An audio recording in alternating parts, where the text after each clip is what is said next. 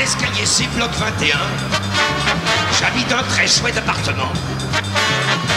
Mon père, si tout marche bien, on va payer en moins de 20 ans. On a le confort au maximum, un ascenseur et une salle de bain, la télévision, le téléphone et la vue sur Paris au lointain.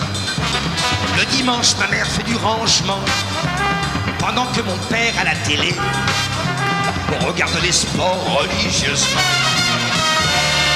Alors j'en profite pour m'en aller. Moi, je vais dimanche à Orly, sur l'aéro, on voit s'envoler des avions pour tous les pays. Le Val-de-Marne, anthologie, 1964-2014. C'est un projet qui a été conçu avec les archives départementales. L'esprit de cette anthologie, c'est bien sûr faire découvrir l'histoire de ce territoire, qui est un territoire jeune, par les textes. Par les textes, d'où, je dirais, cette collaboration initiale avec les archives départementales, et en particulier avec sa directrice Marie-André Corcuff, qui a initié, porté le projet avec Julia Moreau et moi-même. Dimanche à Orly. Le département du Val-de-Marne est né il y a 50 ans, et après l'élection du premier conseil général en 1967, les archives départementales sont créées. La force de cet ouvrage a été de mettre très largement à contribution toute cette production documentaire, pour la plupart inédite, aussi bien la production conservée aux archives départementales que celle qui ne s'y trouve pas encore parce que les documents sont encore trop jeunes, trop récents pour être versés aux archives, mais aussi la production organisée et conservée dans les différents services d'archives communales sur l'ensemble du département. Archives privées également, que ce soit des archives syndicales, des archives politiques, des archives associatives. Le panorama général de toutes les archives balayées par l'anthologie est extrêmement large. Dimanche à Orly. Pour décrire ce département, il faut le saisir par ses contrastes. Le Val-de-Marne, à la différence de la Seine-Saint-Denis, qui est un territoire, je dirais, qui est dominé par des communes de tradition populaire, ou à la différence des Hauts-de-Seine, qui est davantage le fruit de la réunion de communes à l'entre-soi bourgeois et résidentiel plus affirmé. Donc à la différence de ces deux départements, le Val-de-Marne, c'est l'assemblage de territoires que tout oppose.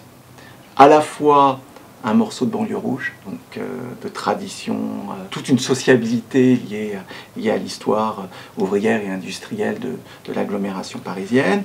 Et c'est à la fois le Val-de-Marne résidentiel des bords de Marne, le Val-de-Marne également plus périurbain, en tout cas qui a davantage été marqué par l'histoire de la ruralité, par les espaces forestiers, et qui va, en 1964, être réuni à ce que l'on appelait la Seine-Banlieue.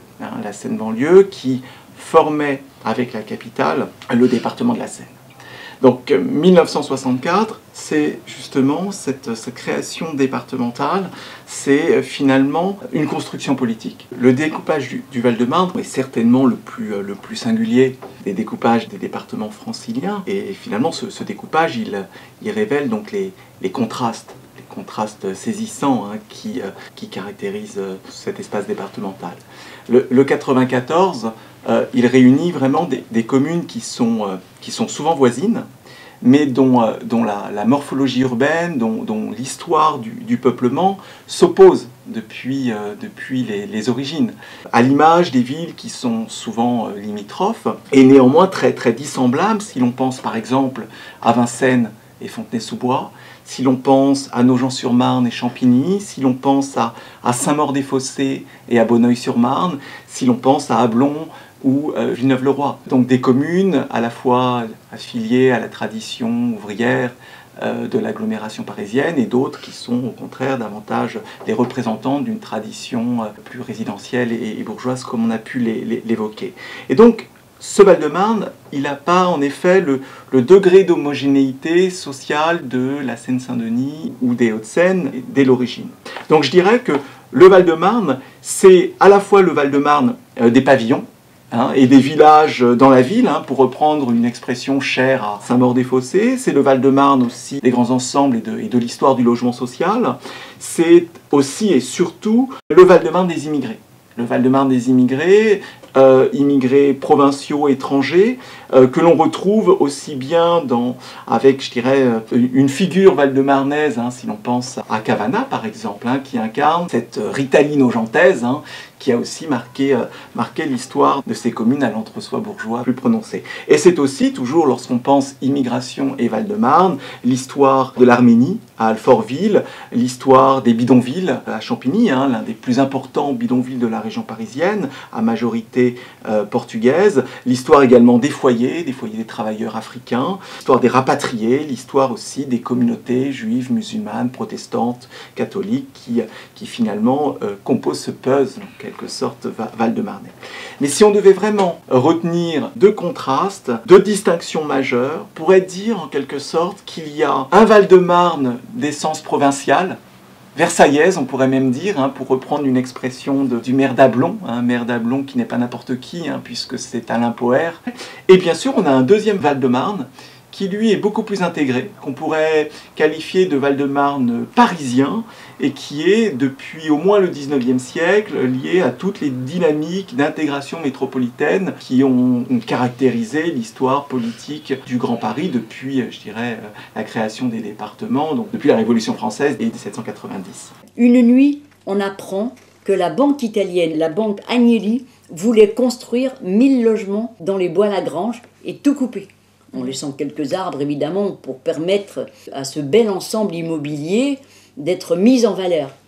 Alors, tout de suite, nous avons fait des démarches auprès du gouvernement et nous avons dit « nous n'accepterons pas que ces logements soient construits. Sur ce lieu, nous voulons sauvegarder les forêts du Val-de-Marne. » Et combien nous avons bien fait de faire ça, parce que sinon, il y aurait eu des grands ensembles partout.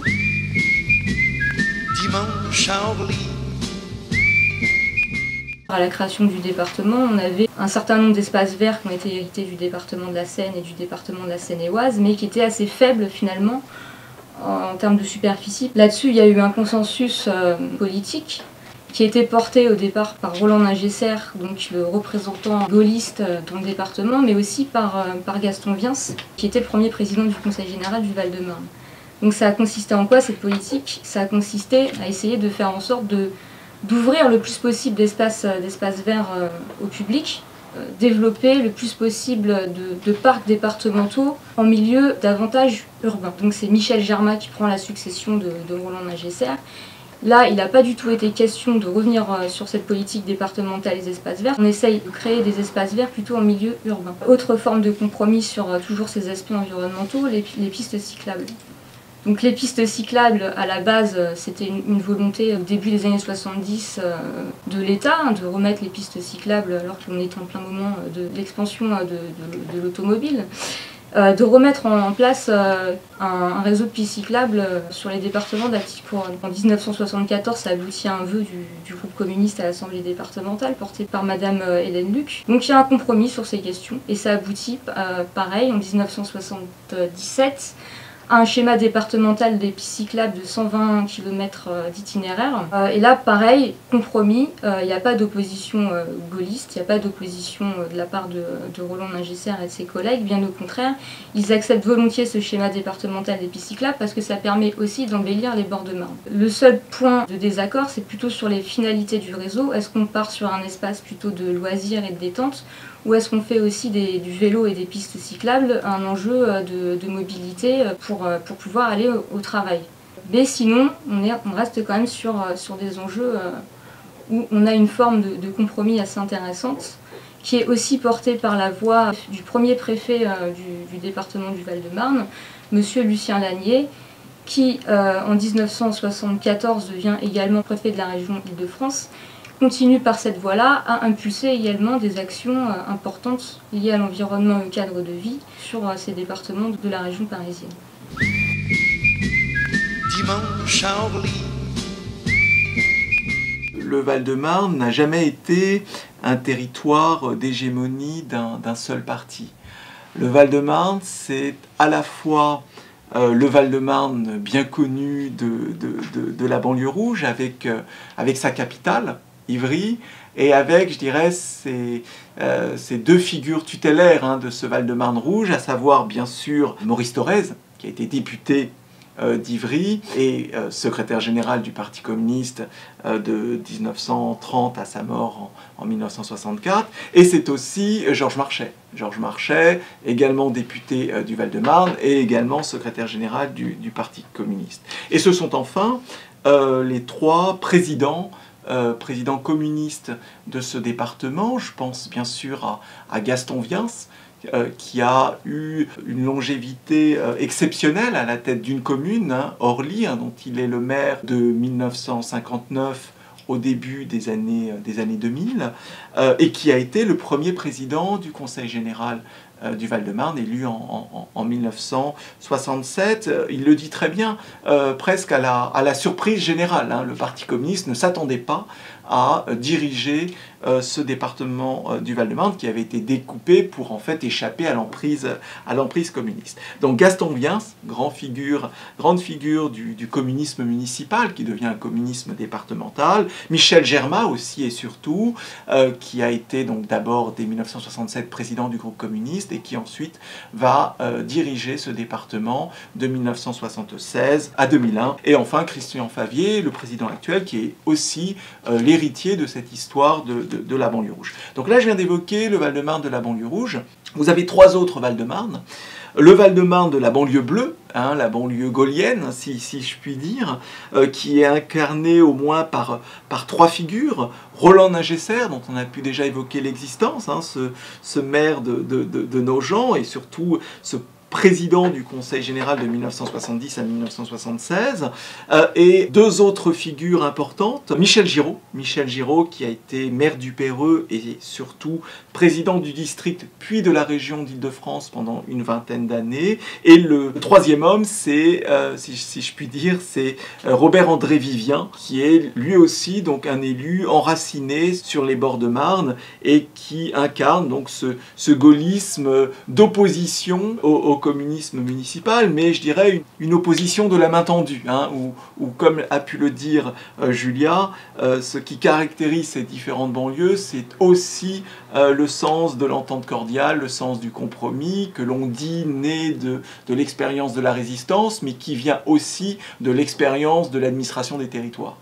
Enfin, les deux autres Val-de-Marne, c'est, ne l'oublions pas, le Val-de-Marne du socialisme municipal, avec également des figures tutélaires, Jacques Carat et Joseph Franceschi, maires de Cachan et d'Alfortville, qui sont eux-mêmes affiliés à l'histoire du socialisme de l'entre-deux-guerres et de ces grandes figures. Je pense en particulier à Henri Sellier, maire de Suresnes, et à André Morizet, maire de Boulogne, qui ont marqué l'histoire politique de l'agglomération parisienne. Et enfin, le quatrième Val-de-Marne, c'est le Val-de-Marne plus modéré et libéral, le Val-de-Marne davantage lié à l'histoire de la Seine-et-Oise, à cette histoire de ces petites maisons qui périurbanisent l'agglomération parisienne et qui est incarné par Alain Poher qui est donc cette figure, l'archétype du notable qui sera désigné à la présidence du Sénat pendant plus de 20 ans,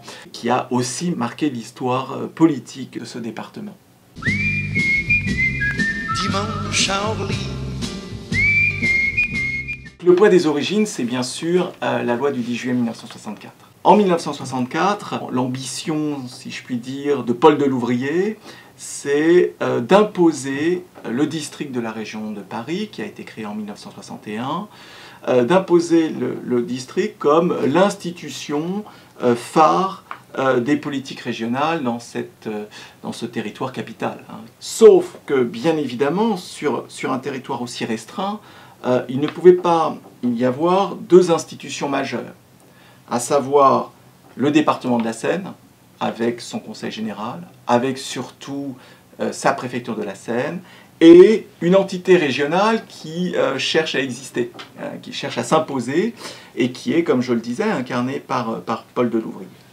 Donc le choix du gouvernement, le choix également du président de la République de l'époque, Charles de Gaulle, est finalement d'imposer une reconfiguration politique aux élus de l'agglomération parisienne qui sont majoritairement hostiles à toute réforme territoriale qui viserait à supprimer le Grand Paris, qui, pour ses élus, a fait ses preuves depuis 170 années d'existence, et qui a fait ses preuves tout simplement parce qu'il a réuni à la fois la capitale et 80 communes de la Seine-Banlieue, et qu'ensemble, ils ont produit des politiques publiques jugées tout à fait pertinentes, et surtout qui ont permis en quelque sorte d'équiper, de désenclaver, et d'assurer une certaine paix sociale dans ce territoire qui, comme on l'a dit en introduction, est très clivé politiquement. Donc le choix en 1964 est donc de démembrer le Grand Paris pour la raison que j'ai évoquée, bien sûr, à savoir imposer le district, mais aussi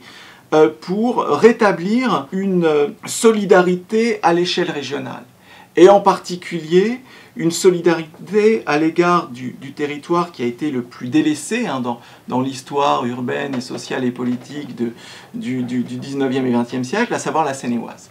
La Seine-et-Oise qui est en effet le parent pauvre des politiques d'équipement, de désenclavement, d'administration du territoire, et qui n'a pas tout simplement bénéficié de la manne financière de la ville de Paris, qui est le territoire le plus riche et qui a contribué seulement à la cohésion, à l'intégration urbaine et sociale de la proche banlieue, mais en aucun cas de la grande banlieue.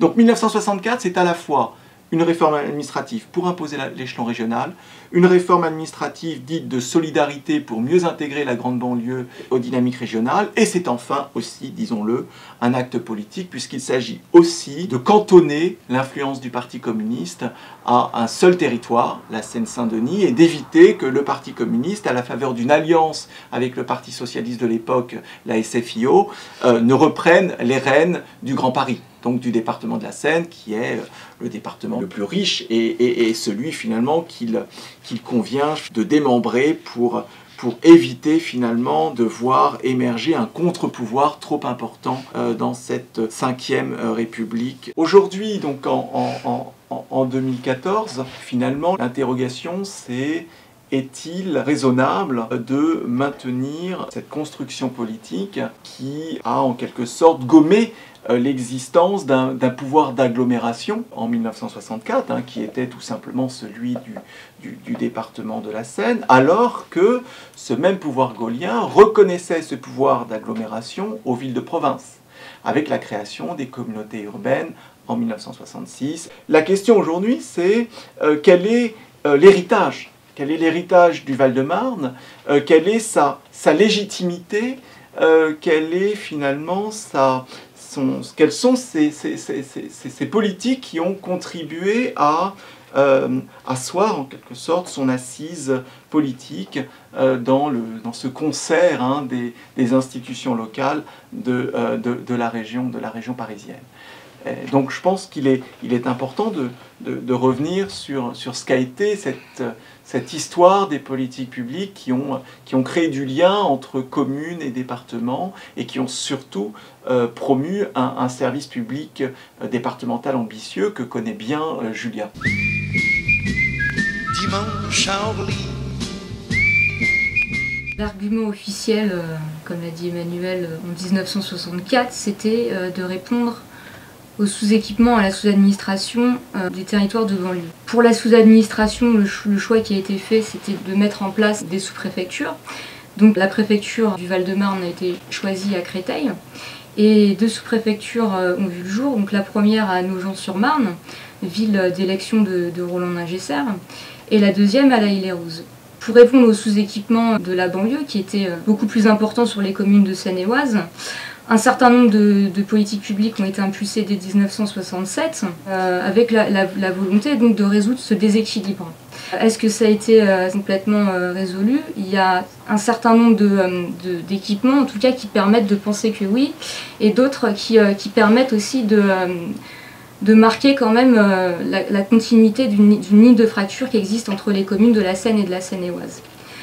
Cette ligne de fracture, elle existe toujours et elle est révélée par l'exemple des transports en commun. Il y a actuellement 2 transporteurs qui traversent le département du Val-de-Marne au niveau des autobus. Donc la RATP qui traverse la partie de l'ancienne Seine et des réseaux privés qui traversent l'ancienne Seine-et-Oise. Et cette ligne de fracture, donc les élus se sont battus depuis 1967 pour l'effacer. Ils se sont heurtés bien évidemment au pouvoir public et à l'État. Dans les années 1980, ça a quand même abouti à un compromis qui est le TVM, donc le Transval de Marne, inscrit au schéma directeur de la région parisienne. Mais ce Transval de Marne, s'il permet effectivement de rejoindre les différents points et zones d'activité d'emploi du département, confirme finalement cette ligne de fracture, puisqu'il traverse en fait essentiellement les villes de l'ancienne Seine et il laisse finalement de côté ces villes de l'ancienne Seine-et-Oise qui pourtant connaissent une expansion démographique importante. Je pense notamment aux communes de Villeneuve-Saint-Georges, de Valenton, de Limeil-Brévannes, de Sucy-en-Brie, qui effectivement ont un développement assez important et qui ne bénéficient pas finalement d'un réseau de transport en commun adéquat. Ça, c'est effectivement un problème qui n'a pas été résolu en termes de sous-équipement, mais il y a quand même, par exemple, la politique publique des crèches, qui était forte dès 1967 et qui marque une spécificité du département du Val-de-Marne. Le parti pris en 1967, ça a été de dire on continue la politique départementale impulsée par le département de la Seine. Parce qu'à la base, les crèches se gèrent au niveau municipal.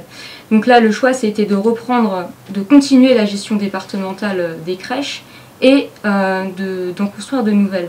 Donc que ce soit aussi bien sur les communes de la Seine que sur les communes de la Seine-et-Oise. Effectivement, il y a eu des discussions, mais il y a eu au départ en tout cas un consensus pour essayer finalement de résoudre ce problème de déséquilibre. Dimanche à Orly. À la création du département en 1964, le vrai pilote dans ce contexte de régionalisation des politiques publiques, de mise au devant de la scène le district de la région de Paris, donc le vrai pilote c'est le préfet.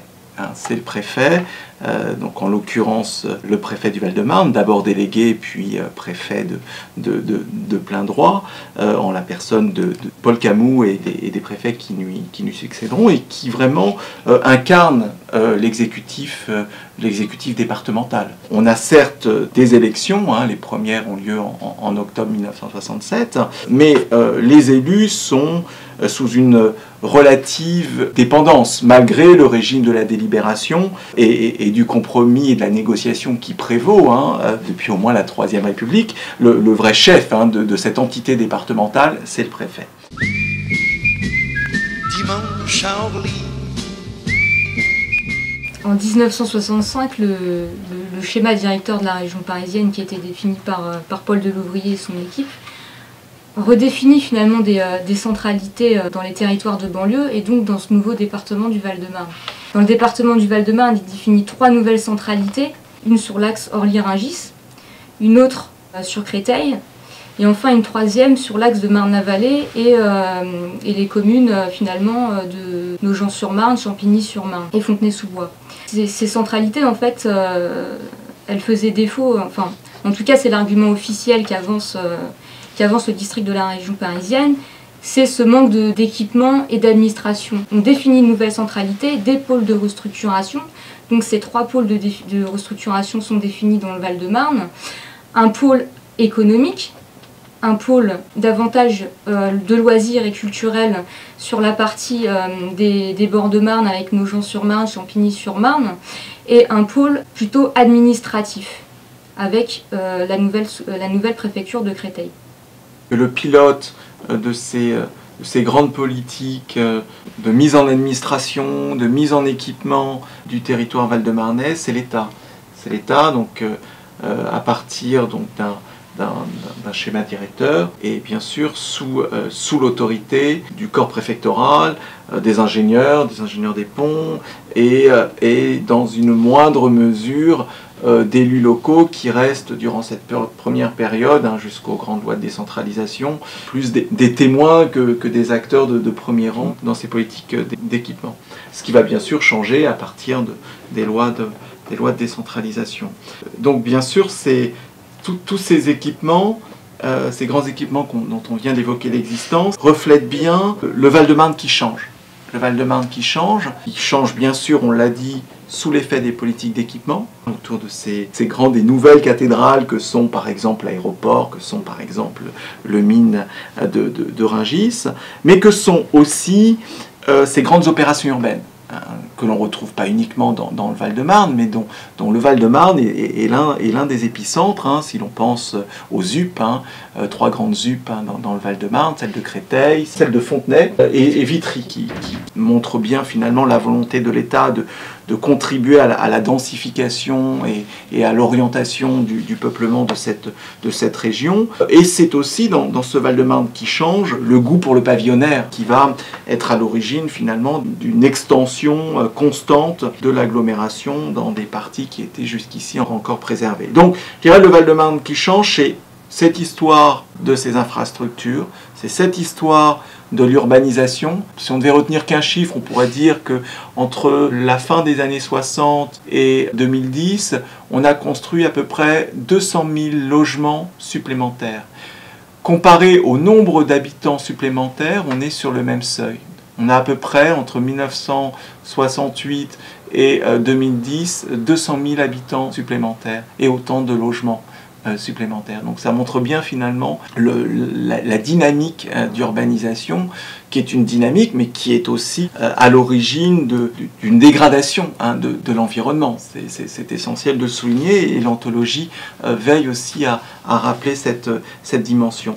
Donc le Val-de-Marne qui change, c'est l'urbanisation, et c'est aussi la restructuration économique avec ce choc de la désindustrialisation que le livre s'efforce aussi de mettre en lumière, avec bien sûr un département qui est à dominante populaire.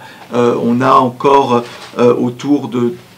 dans les années 60, autour de 40% de la population qui est une population active ouvrière, et à la fin donc des années 2000, on est sur à peu près 15%. Donc on a vraiment une chute de ce monde ouvrier, et qui est bien sûr contrebalancée par un nouveau type de peuplement, une nouvelle démographie où prédominent finalement les classes moyennes et les classes moyennes supérieures, avec notamment les populations de cadres, de professions intermédiaires, qui passent de 29% de la population en 1968 à plus de 50% en 2010.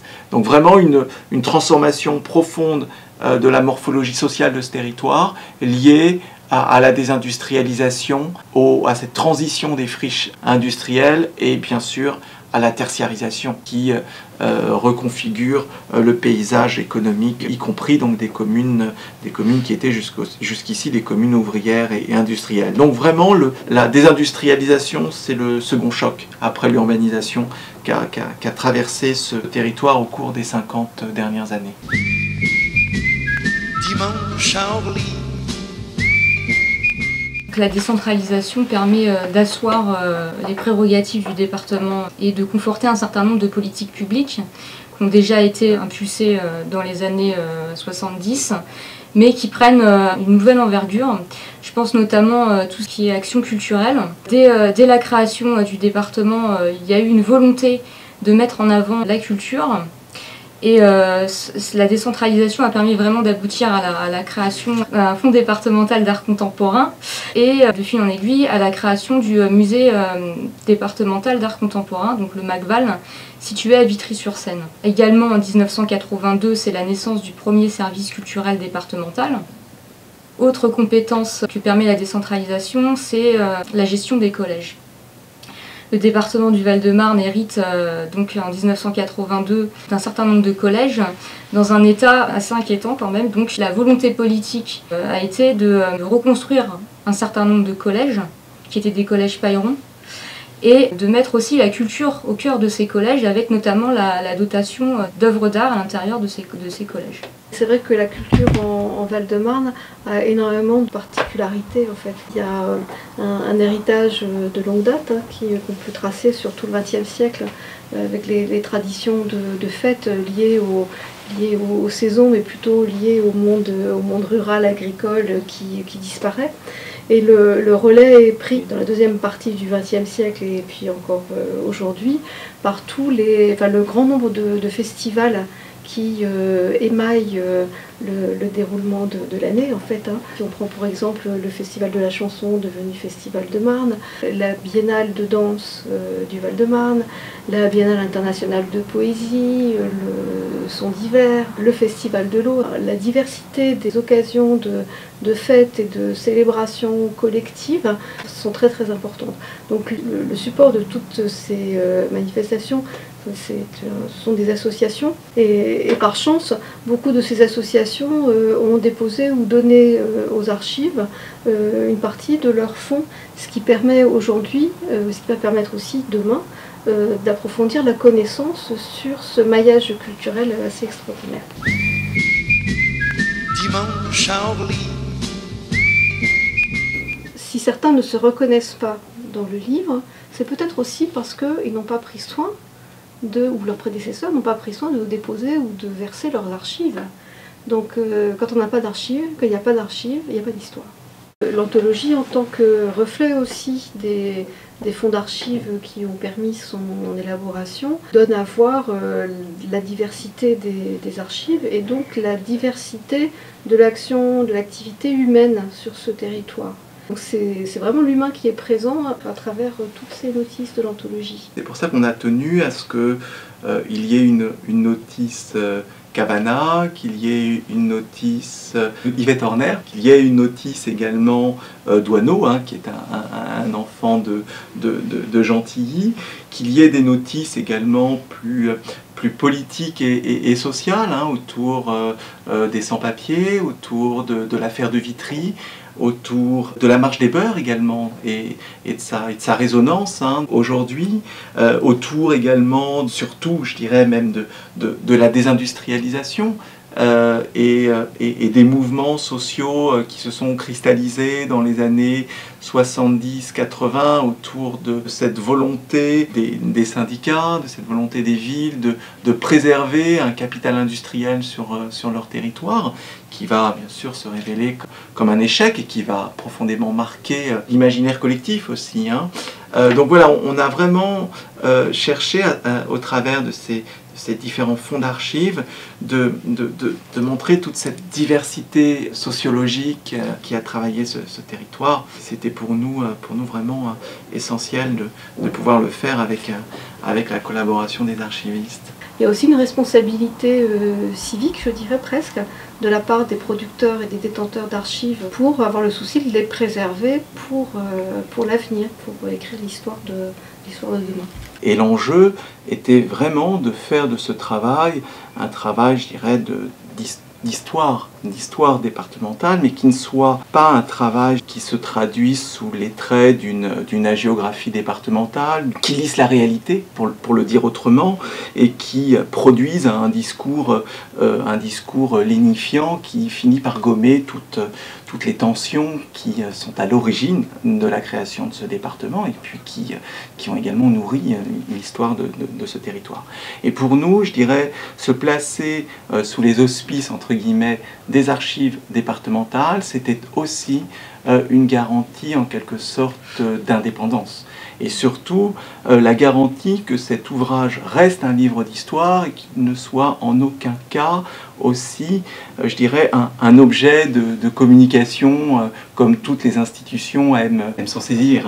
Pour nous, c'était vraiment l'enjeu, c'était de valoriser les archives, de les donner à lire, que les enseignants, par exemple, du Val-de-Marne puissent s'en saisir pour les travailler avec leurs élèves. Et pour cela, il fallait impérativement que nous puissions travailler dans des conditions totalement affranchies du contexte politique tendu de 2014, puisque, on le sait tous, nous sommes aussi à un moment où le devenir des départements de la Petite Couronne et du Val-de-Marne en particulier est incertain. La loi du 10 juillet 1964, qui on le sait aujourd'hui est remise en cause depuis l'adoption de la loi MAPTAM, qui crée la métropole du Grand Paris. Dimanche à Orly. C'est une expérience collective puisque nous sommes 27 auteurs à avoir contribué à cette anthologie, c'est-à-dire à avoir présenté, analysé, contextualisé 94 séquences, qui sont des séquences thématiques, avec bien sûr une lecture qui est chronologique et qui s'efforce de mettre en lumière les transformations de ce territoire. C'est que ce livre ne se voulait en aucun cas un plaidoyer en faveur de la préservation des départements de la Petite Couronne. Ce n'est pas du tout l'esprit du livre, même si ça correspond en effet à une date d'anniversaire. Donc vraiment, encore une fois, on n'a pas voulu faire un plaidoyer. Chacun retrouvera des arguments en faveur ou contre le maintien des départements dans cet ouvrage. En revanche, on a bien sûr beaucoup lu. On a lu notamment les travaux de Marie-Vie Kozouf-Marinier qui font référence sur l'histoire des départements. Et on a aussi lu les travaux de Marcel Roncaiolo, qu'on aime tout particulièrement, ce géographe et historien, qui a bien montré que les départements en France, ils ont produit de l'organisation, ils ont produit de la rationalité, ils ont produit de l'organisation, du contrôle, et ils ont aussi produit de la mémoire. Et il ajoute que finalement, concernant les départements, je le cite, la légitimité du tracé a priori du département est moins importante que la légitimité acquise. Pour le dire autrement, ce qui est important, c'est de savoir si ce territoire, ce département, qui est une construction politique, on l'a bien dit à l'origine, est devenu un espace vécu et un espace d'affiliation très, très marqué qui inviterait en quelque sorte les lecteurs à s'interroger sur la légitimité ou non de le maintenir dans cette configuration politique qu'est la nôtre, où on repense en quelque sorte l'organisation institutionnelle de ce pays.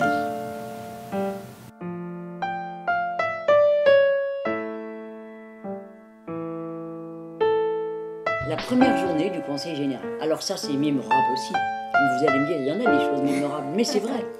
Alors cette première journée,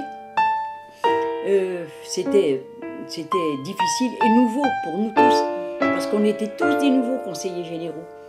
Dans notre groupe, il y avait seulement Louis Dolly, le maire de Villejuif, et Hélène Edline, la maire de Gentilly, qui avait été conseiller général de la Seine. Alors Louis Dolly s'est occupé des questions sociales, et c'est là qu'on a gardé, nous on a dit, on garde toutes les crèches que le conseil général de la Seine avait fait. On est le seul département à l'avoir fait. 76 crèches que nous avons encore et qu'on a augmenté et dont on paye encore une grande partie. Et Hélène Edline, qui elle était la responsable des finances, une femme. Alors Monique Mercica et Odette Denis s'occupaient des questions sociales, moi de l'enseignement jeunesse, sport et culture. En fait, tout avait des responsabilités en tout cas. C'était pas...